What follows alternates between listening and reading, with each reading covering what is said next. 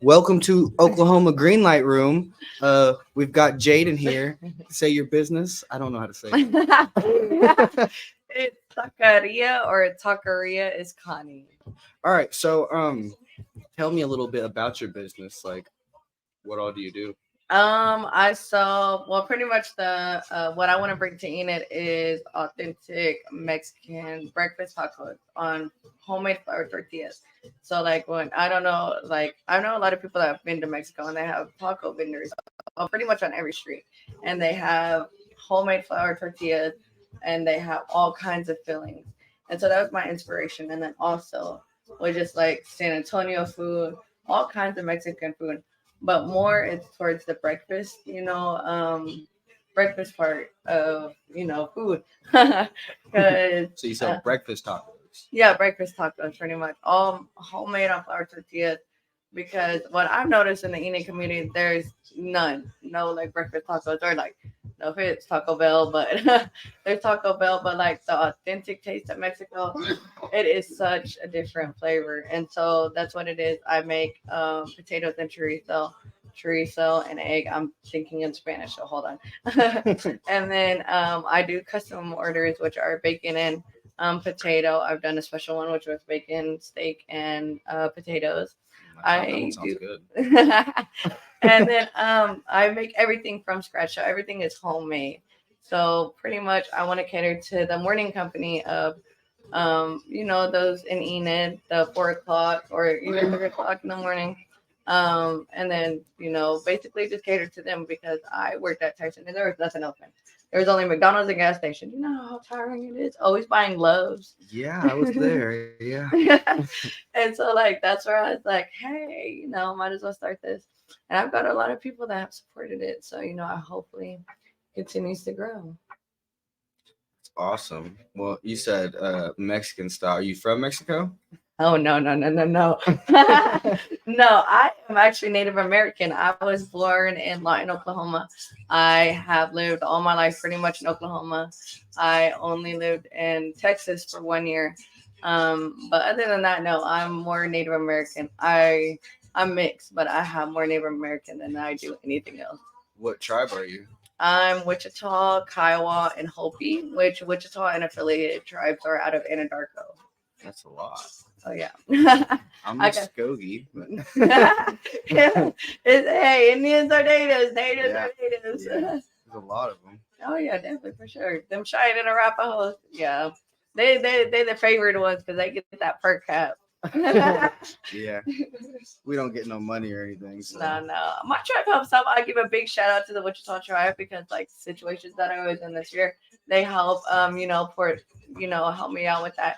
And so even though we don't get per caps, which is I would love that, it's still, I am proud to be Native American and I own both, you know, I'm more indulged in the Hispanic community because of my how I was raised and how I pretty much came into adulthood as well. And so because of that, I don't I respect the Hispanic community to keep the culture going and to indulge my children in it. That makes sense. Yeah. Well, what's the biggest order you've ever made? I think that was my recent one, and that was an order of 50 tacos, and that was for the nitrogen plant. I'm gonna shout her out because it was Kendra. She was the one that helped me out there. She put my business out there, and as soon as I took that order, I already had someone else. So like for me right now, networking is the biggest thing.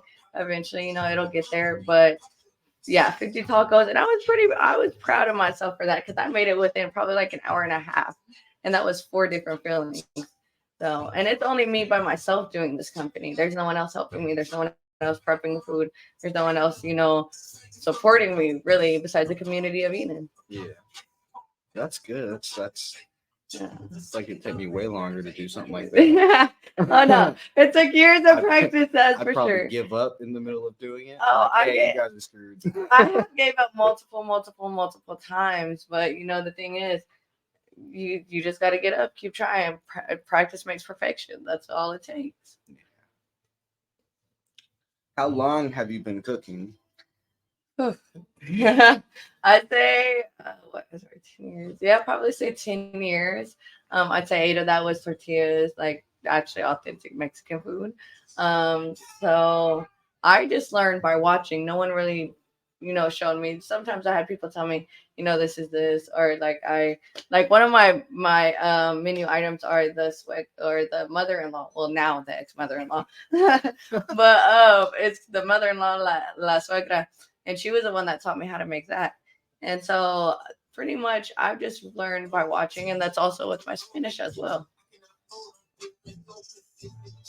That's awesome. So, what's your daily routine? Oh, well, I'm a mother of 4 kids, single mother of 4 kids.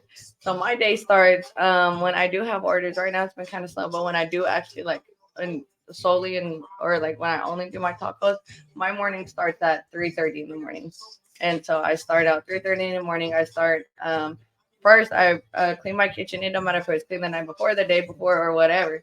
I always pre-prep my kitchen by cleaning and then getting all my vegetables ready, getting my meats, and then preparing my dough. And by 4:30, I'm already starting cooking. If I have pre-orders, then I start on my pre-orders first, and then after that, I just wait for orders to come in. And I make everything homemade from scratch.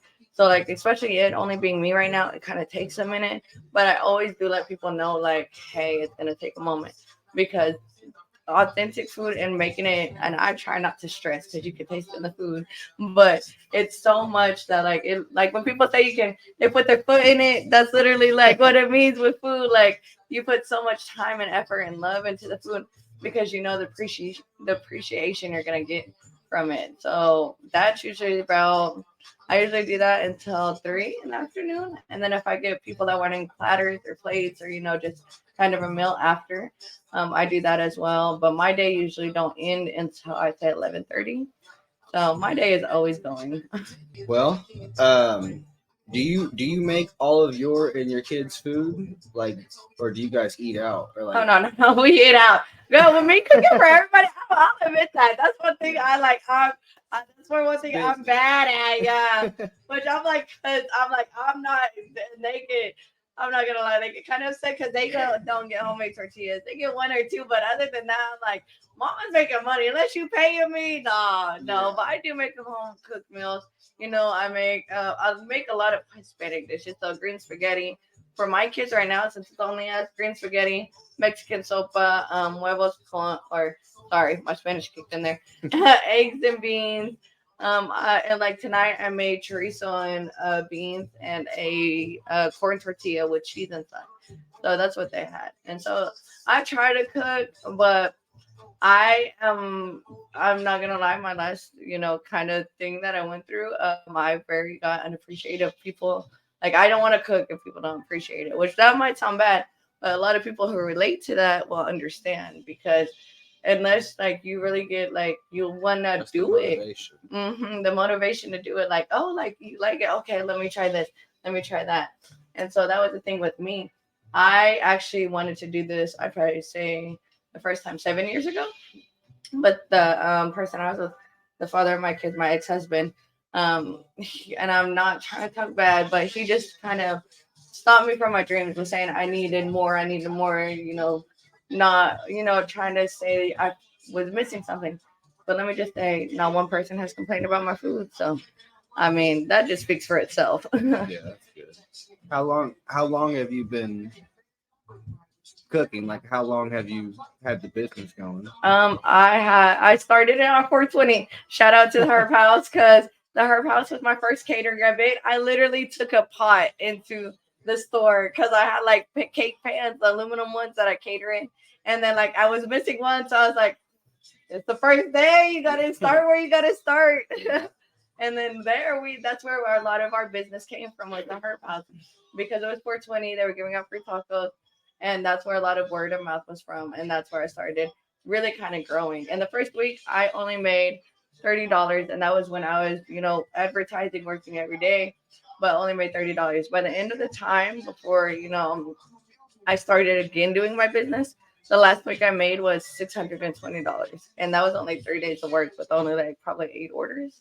So like once you put your mindset to it, once you put your like all into it, and for me, I will speak on this time and time again. I'm a big person on faith. because had it not been for my faith, I wouldn't have put in push so hard to stick to what I'm supposed to do in life, and that's cooking. I feel like that's, even though I'm not I didn't go to school for it. I'm not a chef. I feel like in part of this world, my food will be appreciated, and I definitely see that in Enid, Oklahoma. Yeah, potheads love talking. Oh yes, that's So my biggest customers are from there. In the beginning, I went and put once I got flyers out, and I think it was flyers and business cards on my very first ones. If y'all had those, y'all know which ones those were. I hit every dispensary in town and laid them out, and they're like, "Oh yeah, we seen your herb. Oh yeah." And so I was like, "Oh, I already know." They hit up to like in the morning or late at night, because in the beginning I make whatever hour. If you want to order, I'm gonna make it. But so like dispensaries, oh yeah, shout out to my medical cards. So you do customized orders then? Oh yeah, right now I am, but eventually once I do get established, I want to stick to what I originally started with, which is potato, egg, breakfast items, strictly for that, because I give love and I give shout out to all the Mexican restaurants here, but there are so many of carne asada, pork, chicken, and there is not like, honestly, I did not really see. I seen chorizo everywhere, but I never seen potato and chorizo. Or I did, from a few taco trucks. But other than that, I never seen one that constantly sold that item. I'm gonna lie, I'm kind of lost. I figured. I talk a lot, so I figured. Where do you see yourself in 10 years? 10 years? Ooh, I was expecting 5. No, in 10 years? Oh, yeah, okay. So I definitely see me at least established here in Enid, actually having, an open. I want a restaurant that is based like solely not from 4:30, like 4 in the morning is when I initially want to open it. So 4 in the morning until 10. And because once 10 hits, lunch is everything opens at lunch. But what I want to bring to my restaurant is when people sit down, have a conversation, have that morning coffee, kind of that first time morning waking up. You want, just that peaceful moment, whatever you want to be, finish your work, have a conversation, or, indulge in your faith, whichever, I want to be that safe place. And especially, I want it to be a place for, women that are having domestic issues. And so that way, that's why I want to open earlier, because when I was in that situation, there was nowhere I could go. And I really didn't want to go to the police at the time. People are going to call me dumb. But situation that I was in, it would cause more problems. So I was like, why is there nowhere safe that I can go to? The YWCA, I love them, but they only accept you on only certain occasions. So that was another reason of me opening so early. So if a woman is in that situation, hey, I know this taco place open. I know the owner, she's been through this. She'll understand and she'll help me out. And that's what I really want to do, is give that, shelter and that safety to people. So it's not really just about the food. You're trying to like empower people to. Oh yeah. Oh yes. Do better. Oh yes, definitely. If people that know my backstory definitely for sure know that my taco saved me, and I want that to be a hope to someone that is a domestic violence, addiction, usage, a feeling of hopelessness, that you have no reason. There's a reason, there's a purpose. You just got to be around the right person. And that was a good friend of mine at church. I already had the idea, but once I met this good friend of mine at church, like I said, I would tell people, you just need to be a light in someone's life, and it could change your whole path. And that's what it is. It really is. And it's bringing the better of people, because this world, there's so much crazy stuff going on right now that it's hard to find a good person. And that's what really took a lot this year too. And throughout the years, all my life was all just kind of the people I was around, the dishonesty, not having that self-respect, or self-respect too, because I gained that this year too. But just having those right people around me that, eventually downgraded me so bad to where I felt like nothing and I felt hopeless. And in my worst moment, that's when I found my idea. That's when I found hope in my business and in my faith. You're good. I talk a lot. Got me again. I do that a lot to people, so it's fine. I do that a lot. Okay. We pretty much ran out of all my questions. So like ballpark, around how much money have you spent like in getting your business run? My tacos are only 250. The stuff that I use, it's really not like I can use it for multiple dishes. So it really is, I'm, budgeting, but I'm also it, people start at the bottom. That's all I gotta say. You gotta start one way or another, whether that's from something you don't want to do or whatever. That one start will get you where you need to go in, and then after that, use what you have, and then it'll just get better. Well, you've been given motivational speeches throughout the whole interview, but like what kind of motivational words would you give to a girl that was going through your situation, like a young girl, maybe still in high school? Maybe she wants to start a business, but she's got a hard life too. I mean, honestly, I'm 26. I didn't learn this stuff until I was 26. I was a high school dropout. I was a teen pregnancy. I was my parents were addicts and alcoholics. I moved out of my house when I was 13. So for me, that's like, for my daughter instance, if I could help them, I would tell them, just keep your head up, look straight, and pray. Like I said, faith is a big thing. Pray, and then work from there. But just realize stick to who you are, stay true to yourself, never try to fit in, because there's a reason why you're here on this earth. There's a reason why you are specifically here right now.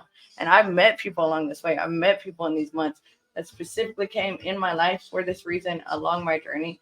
And that's what I'm going to tell young girls. Just keep your head up. Just stay true to yourself. Don't try to fit in with people. And especially don't fall in with, if you do fall in, because I've had a lot of fake situations.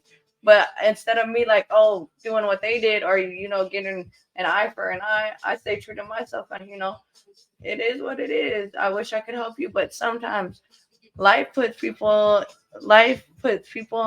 in your way for it to be either a blessing or a lesson. You got to take it, with a grain of salt. If you stick to that, how they treat you, that's only ruining you. That's not ruining them. They're going to bed at night peacefully while you over there crying. So who is it really affecting other than yourself? All I'm gonna say is, think about yourself.